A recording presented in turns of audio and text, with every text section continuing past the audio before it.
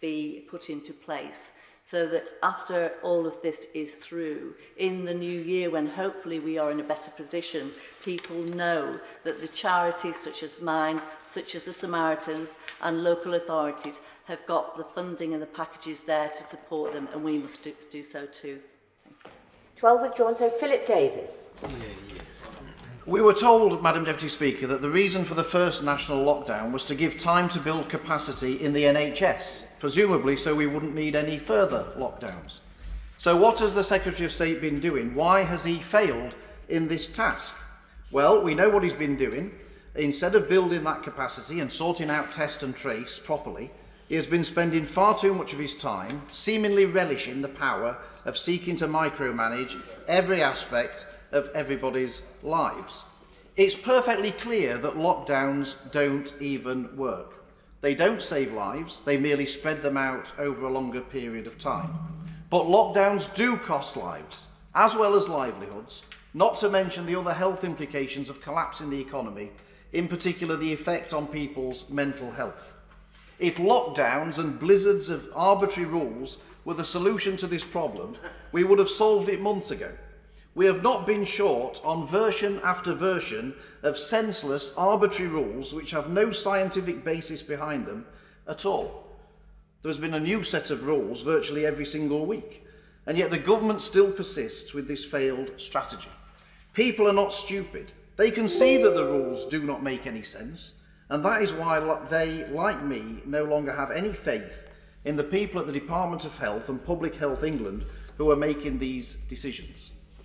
I asked the Prime Minister earlier this week how many collapsed businesses and how many job losses he and his government believe are a price worth paying for pursuing this strategy. I don't think I got an answer, so perhaps the Secretary of State can answer that question today. How many job losses would it take before the Secretary of State accepted that we needed a different strategy? How many jobs is he prepared to sacrifice to keep on with this policy of lockdowns and arbitrary restrictions? 2 million? 4 million? 6 million?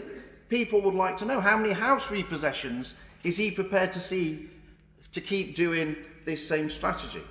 And that gets down to the nub of this, Madam Deputy Speaker.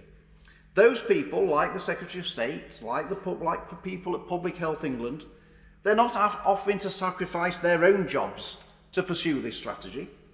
Nobody voting for this motion tonight is offering to sacrifice their own job in order to pursue this lockdown policy. Of course not.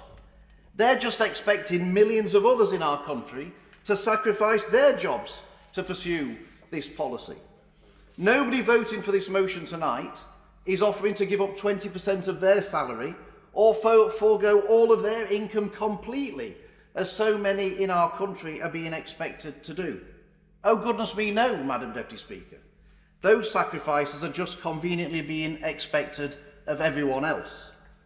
Madam Deputy Speaker, it stinks.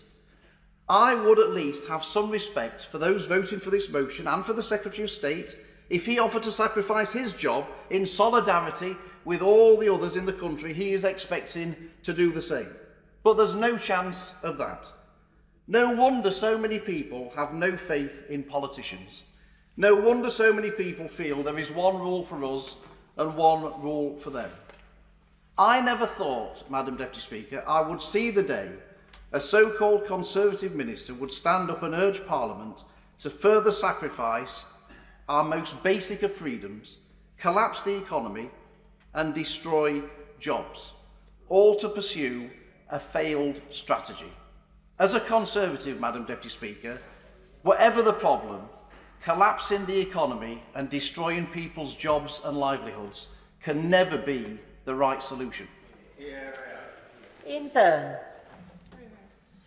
Thank you, Madam Deputy Speaker. The government has repeatedly failed to listen to the voices of people on the front line in this pandemic and to our community's fears of the impact of COVID. The centralisation and handing of the response of this government to the private sector has been catastrophic and will go down in history as such. My fear, once again, is can a government ideologically hell-bent on using the pandemic as a testing bed for the promotion of the private sector over public services listen and learn from its failings on the eve of another national lockdown. In Liverpool West Derby, the community and mutual aid groups have had to step in where the government and its friends in private companies like Serco have failed us all. In the first lockdown, the community in Liverpool came together to form mutual aid hubs because of these failings. We distributed 48,000 visors, 37,000 masks, thousands of aprons and scrubs to frontline workers. Workers who've been left without PPE by the government. Fan supporting food banks and North Liverpool food banks distributed thousands of food parcels to families and people in our community, often shielding, who've been left without adequate financial support by the government. In Liverpool, it was evident back in September that the pressure on hospitals was increasing due to the steep rise in COVID-19 cases. Liverpool's mayor, and following that, the leader of the opposition, called for a circuit breaker lockdown, which would have been timed alongside the school holidays. This would have relieved pressure on our health and social care services, and it would have saved lives, but tragically, it fell on deaf ears once again. The challenges facing our communities will be even greater over the winter, and will not be helped by this government, for example, refusing to provide free school meals over the holidays or refusing to reinstate measures such as the eviction ban. Can the Secretary of State guarantee that he will now start to listen and the lessons have been learned from the failings of the first lockdown? Will he finally start prioritising our public services over the interests of private companies who have a track record of failure? And will he finally start listening to the people in communities who have been hardest hit by this pandemic? Sir Graham Brady. Thank you, Madam Deputy Speaker. We are being asked today to take away the fundamental freedoms of nearly 68 million people in this country. And I would like, first of all, to thank Mr. Speaker for his strenuous efforts successfully in persuading the government that we should have 3 hours debate on this, not 90 minutes. But can I just say that 3 hours debate on such a massive intervention taking away liberty shows how little we value the liberty of our constituents. It isn't good enough. It should have been at least a day of debate before we took such extreme action. I have to give way. Put on the record that it's probably only thanks to him that we're having this debate at all in advance of the measures coming into force. My honourable friend is too kind, but I'm grateful to him. I would say that I fully accept the sincerity of the Prime Minister, the sincerity of the Secretary of State in bringing forward the measures that they are, and their belief that they are doing the right thing. Nonetheless, I have to say that in over 23 years as a member of this House, when I vote against this motion tonight, I will do so with greater conviction than I have in casting any vote in those 23 years. Other members have commented on the paucity of information and proper data presented to the House, the fact that we have been asking for the proper impact assessment that gives both sides of the account. That's not only important for us in this House to be able to make a balanced judgment, crucially, it should be there. It should be the basis on which the government had made its judgment. So why it is not possible to publish that impact assessment, I think should be deeply troubling for all of us. I want to say a word, Madam Deputy Speaker, about a particular sector which is very important for my constituency, the aviation sector, which, after being decimated by the first lockdown and by an absurdly long period of quarantine without airport testing introduced to reduce that quarantine, it has been decimated over a period of several months. Just as they were looking forward to the introduction in the next few weeks of an airport testing regime, instead, for the second time this year, the sector has been effectively closed by the government. Businesses like supermarkets have enjoyed record profits, but also have enjoyed rates relief during this period. Airports and airlines have been reduced to zero revenue again, and it is essential that they are given proper support, or they simply won't be there when we come through this crisis, and are looking to them to resume a very successful British industry over the years. But I want in my last 2 minutes, Madam Deputy Speaker, to raise a more fundamental question, because I want to ask whether some of these measures that the government is taking, whether the government actually has any right to take those measures. Because the thing that troubles me most is that the government is reaching too far into the private and family lives of our constituents. I think there is an unintended, perhaps, but an arrogance in assuming that government has the right to do so, that it has the right to tell people whether they can visit their elderly parents in a care home, whether it has the right to tell parents that they can't see their children or their grandchildren, whether it has any right, for heaven's sake, to tell consenting adults with whom they are allowed to sleep. Does it have the right to ban acts of collective worship? And I'm glad that at this point the churches are standing up against this and are objecting, because earlier in the year I thought they possibly went a little too quietly. And any right, for heaven's sake, to ban golf or tennis without giving any reason whatsoever. When the Prime Minister was challenged on this on Monday, he simply said, well, if you start to give exemptions, the whole thing will unravel. We cannot vote for measures on that flimsy basis. We cannot ask people to follow rules which patently make no sense and expect them to have respect for what is being done. So I have a fundamental problem with much of what we're being asked to do here, as well as the economic impact, the human toll which this will have. And I can't be the only member, I'll close with this thought, I can't be the only member of this House who has sat in a constituency surgery with a constituent in tears as they have said that they can't see a vulnerable elderly parent with dementia in a care home. We mustn't do it. Judith Cummins. Thank you, Madam Deputy Speaker. Given the near crisis point in the capacity and the ability of the NHS to cope with rising cases and hospital admissions across the country, I believe that action is necessary. I am, however, at a loss as to why the government has acted so late. This has led to more cases and ultimately more deaths, and means that we now need a longer lockdown, which will have a huge human and economic cost. For weeks we have seen the evidence pointing to a growing second wave of the virus, not just in areas like Bradford, which has been subject to restrictions for months, but right across the country. I know these are difficult decisions for the government to make, but weeks ago the Leader of the Opposition called for a circuit breaker lockdown, in line with sage advice, which the government then chose not to just ignore, but to also ridicule.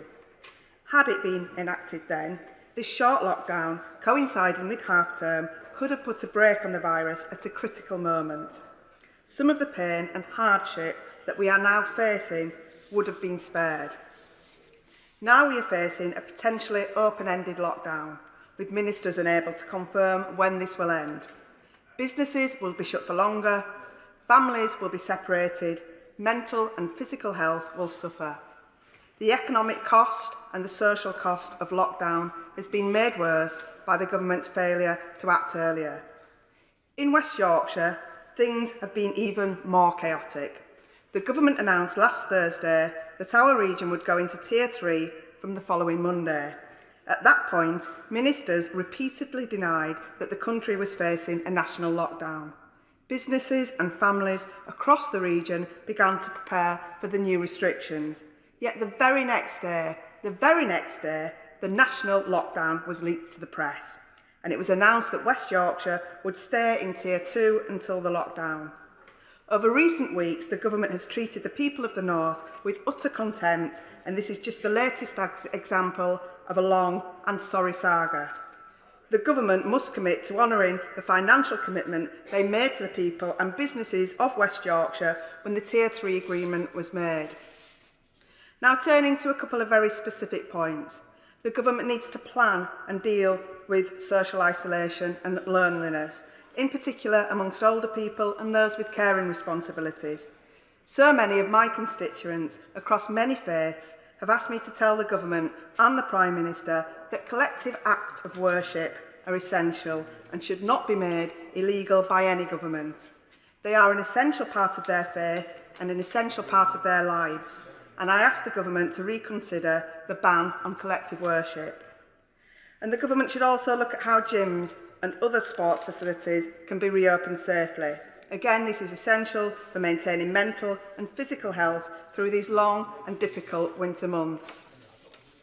Finally, Mr. Speaker, Madam Deputy Speaker, the government needs a plan for getting out of this lockdown and dealing with the economic consequences.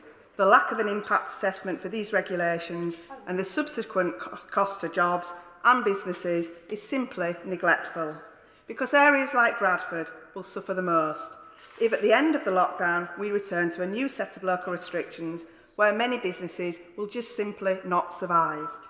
There needs to be an absolute focus in government on saving and creating jobs, because without this, the consequences for my constituents will be devastating.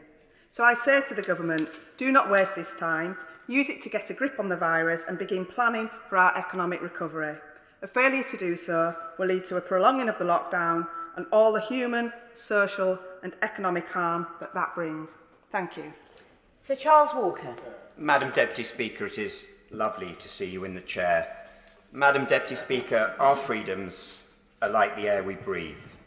They're fundamental to us as a nation and to who we are as its people. Yet once again, we stand on the threshold of using the rule of law to undermine the rule of law, the foundations of which have been laid over centuries.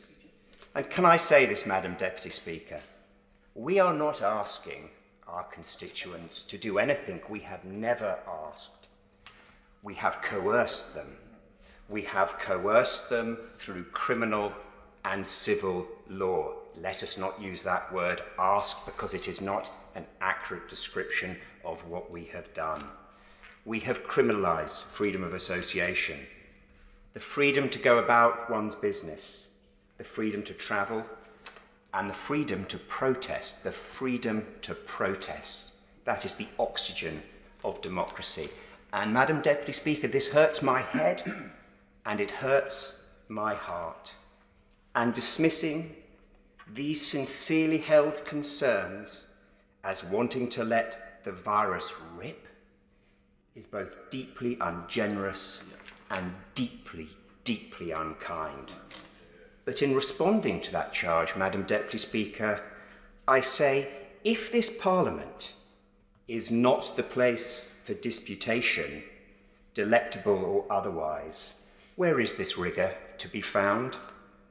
And I want people to live long lives, full lives, happy lives, myself included.